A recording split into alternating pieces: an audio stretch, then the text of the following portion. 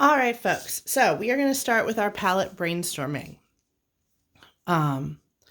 We've already talked about the fact that we need a mixing space, we need a paint holding space, and we have optionals of having a paintbrush resting space or a water space.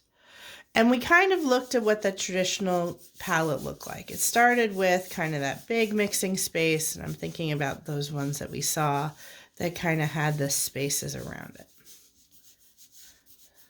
So if this is our basic idea, then what do we need to do in order to make it a little bit more creative and make it fit some of the ideas that tells you something about me?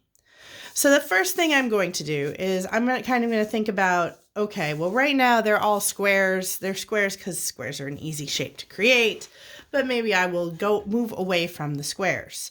So the easiest way to just do that is maybe I think about my video game design that is kind of similar to a square, and I make that center space into a video game controller. And then I kind of I can even just leave those box spaces around it. That's not very creative, but it's a good place to start.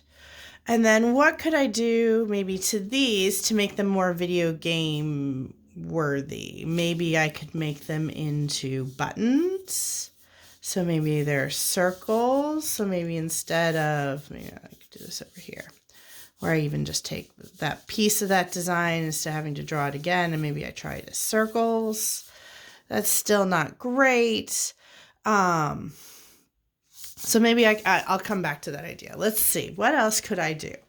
On my brainstorming list, I also had artist and I had seamstress. Maybe I could turn this center shape into like a roll of thread. It has that similar shape. It's kind of got that big blocky outline. It would work as a mixing space. I could even take these and then I'd have 3 mixing spaces, and then maybe I do kind of the spaces around it are long and skinny like needles. That could be an idea. What else could I do? I could also take this and turn it into my sewing machine. Maybe if I have that sewing machine shape like this. Ooh, I kind of like that idea. And maybe I even just take this bottom piece and divide it, because we saw ones that were done like that. So I divided that into a bunch of little boxes, and then maybe I have the knobs here maybe are water spaces, and that gives me a big mixing space that's kind of divided by those water spaces. Maybe I go back to this idea and kind of take this and maybe I make it a little bigger and I try it with some of the stuff inside. Maybe I take and make some big spaces here where that would go, and divide that into some of my paint holding spaces. So I have my paint holding spaces here. And then I've got 3 different mixing spaces. I could even like have a little line here to divide them up so that I have a mixing space here and a mixing space here and a mixing space here. But I don't really like, this is not a very usable space. I don't like that. Same thing when I come over here. I'm not really liking that I've got these tiny little spaces. They're going to be hard to clean and hard to mix. What else could I do?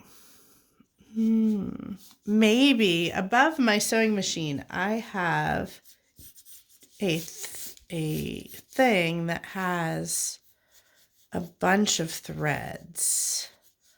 So it's like, it looks like it's like a stack of threads. So maybe I do that. And that gives me a bunch of little spaces.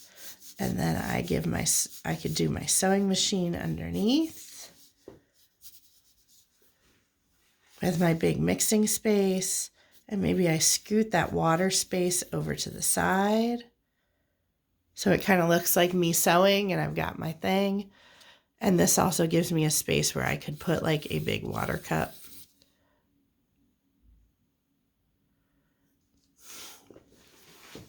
I also like reading in a book. If I go back to that first idea, a book could be kind of that thing where I have that kind of book shape. And I have that book shape and I have like the shape of this around it, and I could make those into the spaces. This one could be fun because I could even make the center space into a paintbrush rest. So I could have like something sticking up here, so I could rest my paintbrush here, and I have the 2 mixing spaces.